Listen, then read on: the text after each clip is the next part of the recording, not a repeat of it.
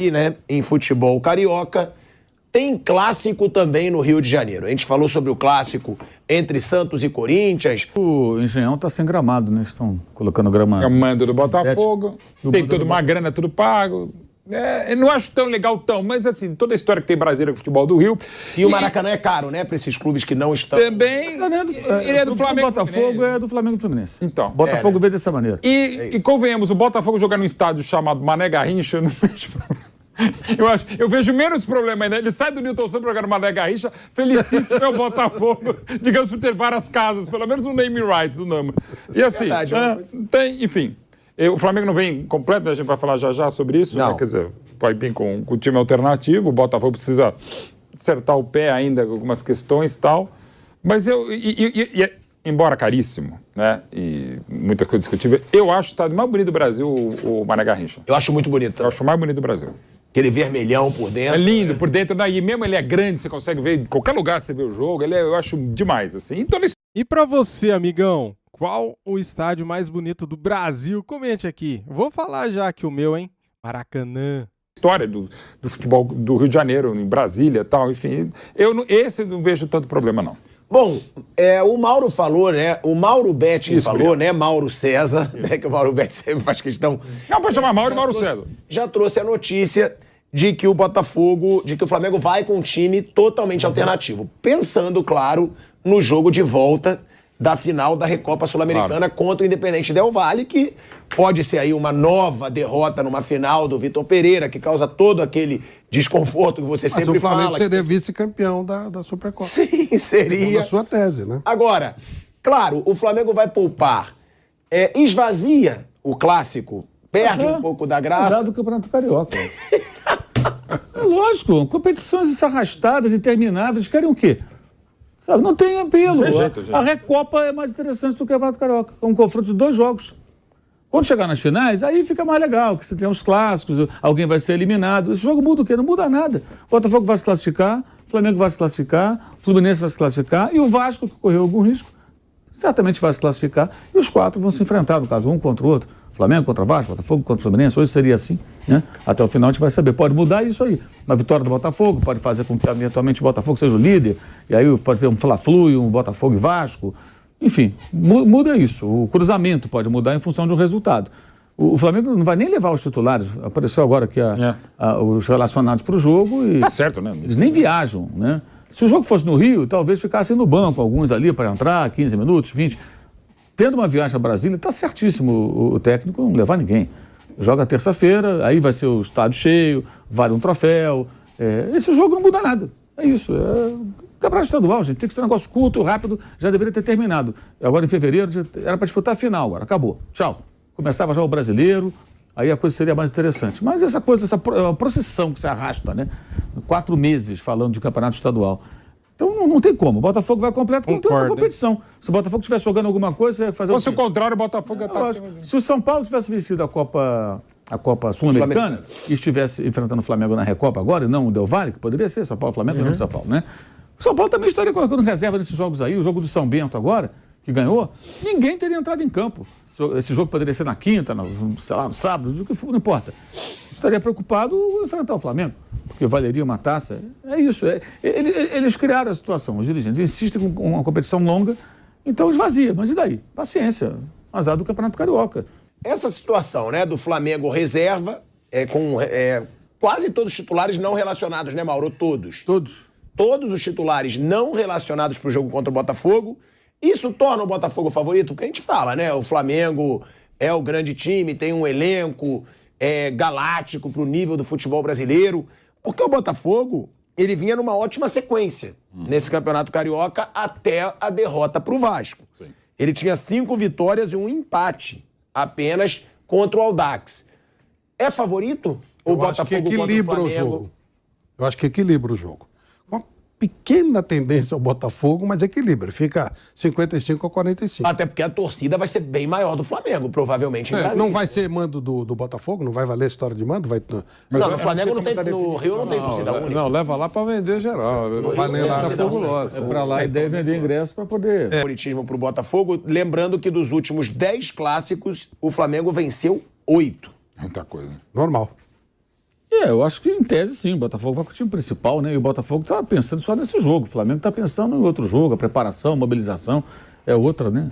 O Flamengo faz esse jogo como uma obrigação.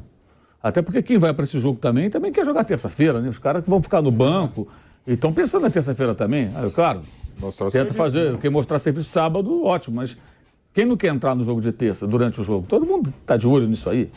Então, acho que o Botafogo acaba sendo favorito. Estou até vendo aqui que o colega Ferreira Casagrande publicou que é possível que ele jogue com 3 zagueiros, o Vitor Pereira.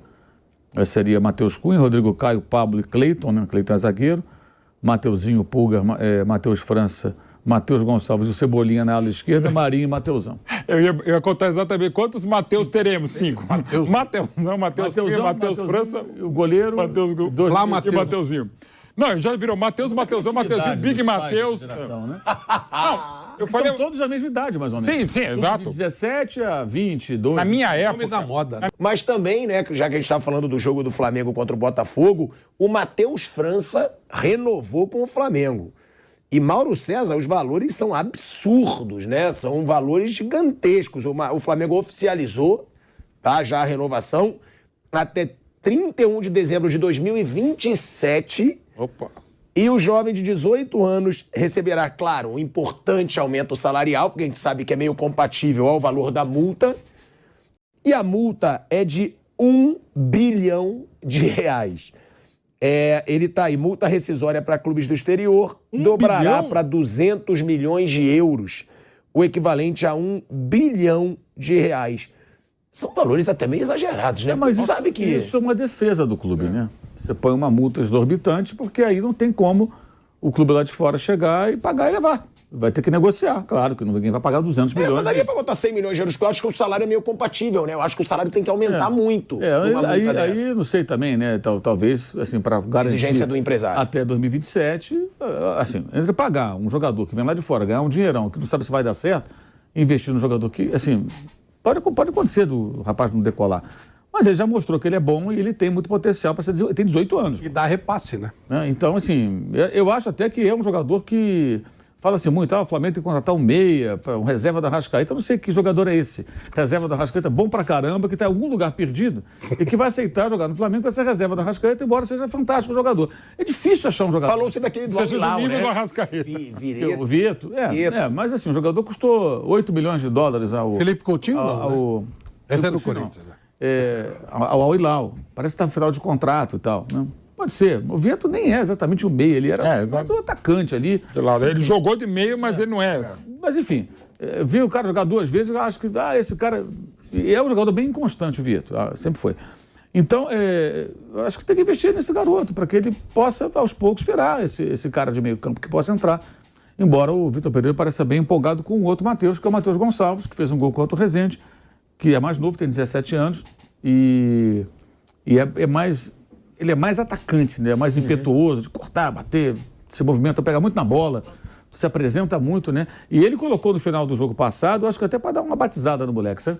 O jogo lá contra o Del Valle. Não ia fazer um milagre no final ali. Já que não tem muito Matheus esse time, vamos botar mais... Porque no banco dele só tinha, assim, não tinha muita opção. Era mais a garotada e zagueiros, né? E o Pulga, que tinha entrado, quase deu um gol para os caras lá do Del Valle. Então, acho que ele até colocou para isso. Me parece que o técnico está empolgado com esse menino. E os dois devem jogar amanhã, o Gonçalves e o França. Os 2 Mateus aí, além do Mateusão, do Mateuzinho e do Matheus Cunha. Deve ter um outro Mateus aí perdido aí que vai aparecer. Não tem, ele não lembrou aqui, mas... Não tenho dúvida. Mas antes, Mauro César Pereira, eu vi que você fez uma postagem para os seus mais de 1 milhão de seguidores no Twitter sobre essa situação do Everton Ribeiro. Que situação? Que tá aqui, ó. Não é situação, né, gente? Vou repetir pela enésima vez. Monitorar não é notícia. Sondagem não é notícia. Ponto. Então, se a gente for discutir o não notícia, é ótimo. Não tem notícia, né, gente? Não, monitorar. O Corinthians. O Corinthians monitora o Everton Ribeiro. Qualquer um pode monitorar o Everton Ribeiro. Qualquer um pode monitorar mas todo mundo monitora. É só monitorar. Só pode como deve. Porque você, né? O analista de desempenho. É lógico. Não, basicamente, desculpa entrar, Mauro, é como assim, equipe da Jovem Pan assiste ao clássico Corinthians e Santos. Claro, é nossa função. Obrigação. É obrigação. Os analistas de desempenho fazem relatórios, dependendo do que é chamado, eu quero meia esquerda e tal. Isso é função básica. Não, porque de acordo com o UOL, o Corinthians está monitorando. Essa palavra que você odeia no futebol que você acha que realmente as pessoas porque sabe o que fazem? acontece? Isso é o antijornalismo. É uma maneira de você atrair audiência, caçar clique com nada. Isso é um nada. Você acha que não tem interesse do Corinthians? Não, interesse, mas tem uma notícia. Interesse também posso ter interesse em muita coisa que não está ao meu alcance. Sabe, alguém acha que o Corinthians tem condições de contratar o jogador do Flamengo hoje? Tirar o jogador do Flamengo? Não tem a menor condição. Só se o Flamengo não quiser. É isso que eu ia falar. Talvez se o Flamengo não queira renovar, né? Então, se o Flamengo não quiser... Então, isso não é notícia. Então, é uma intenção. Pô, vamos ficar aqui esperando? Vamos. No dia que o Corinthians fizer um movimento, procurar o Everton Ribeiro e falar: Everton Ribeiro, eu sei que o seu contrato termina em dezembro, eu quero contar com você. Eu tenho uma proposta para você. Aí nós temos uma notícia. Sabe por que eu não duvido dessa informação? Porque o Corinthians monitorou o Cristiano Ronaldo, segundo o Duílio Monteiro Alves, presidente do Corinthians. Então eu não duvido que ele tenha sondado. Mas é isso que o Mauro tá falando, né? Sondar, qualquer um pode sondar, quem quiser, né? O Corinthians procurou o agente do Everton Ribeiro, o Corinthians se manifestou interessado no jogador e já disse a ele: eu quero fazer um pré-contrato contigo se você não renovar o contrato. Aí temos uma notícia. Agora, o monitora, sondagem. Outro dia eu vi lá, o time sonda não sei o quê. O que é uma sondagem? Ficar olhando ali, observando, será que vai dar? Pô, talvez uma conversa com a O diretoria. Corinthians é bem sondador, né? Eles estavam sondando o Felipe Coutinho outro dia também. Uma procura pela diretoria. O Corinthians... O Corinthians nem sondou, fez a proposta. O Corinthians, ele tinha interesse no Cristiano Ronaldo, segundo o seu próprio presidente. Foi essa a sua postagem, né? Aí desistiu. Desistiu, não. Aí depois veio pro Coutinho. Tinha custado 20 milhões de libras ao Aston Villa. Ele custou muito mais ao Barcelona, mas é um dinheiro considerável, né? Não sei se o Corinthians está com 20 milhões de libras sobrando na sua conta. Aí desistiu. Aí eu li, inclusive, essa semana no site, assim, exatamente isso. O Corinthians desistiu. Como é que você desiste de uma coisa que você não tem? Uma coisa que está distante. Teve o Cavani lá atrás, teve o Drogba, né? Suárez. São várias. Então, isso serve de cortina de fumaça para que os problemas que os clubes têm, o Corinthians tem os dele, sejam ignorados pelo torcedor, que fica iludido com essas coisas, né? E também, nesse caso aí, talvez para criar um certo furdunço lá no Flamengo e tal, né? Porque a obsessão corintiana pelo Flamengo, desde que o Vitor Pereira foi lá parar, é uma coisa impressionante, né? Vários colegas que nunca deram notícia do Flamengo, têm notícia do Flamengo. É uma coisa incrível. E sempre são coisas assim: o Vitor Pereira pode ir embora, isso aqui pode acontecer. Isso é todo respeito. Eu acho que isso não é notícia. Eu acho absurdo que alguém trate isso como notícia, porque isso é avacalhar a nossa profissão. Desculpa a sinceridade, é como eu penso, abomino isso. Mas aqui todo mundo abomino isso, porque acho o fim da picada. Se o Corinthians tem um interesse, se eu sei que tem um interesse, então eu fico na minha. E fico em contato com a minha fonte. É um dirigente, digamos? Vou perguntar: vem cá, você vai procurar o cara? Não, agora não, mas em maio, se não renovar com o Flamengo, a gente vai atrás. Em maio, e aí? Não, estamos mandando a proposta para eles, já estão procurando. Aí eu tenho uma notícia. O Corinthians já vem acompanhando e tal, e agora vai fazer uma proposta. Aí você tem algo concreto. Mas isso você acha notícia? Se ele fala com o dirigente fala: em maio eu vou atrás do Everton Ribeiro. Se ele der a data, eu acho notícia. Se ele falar em maio... Se ele manifestar que ele vai fazer uma proposta, ok.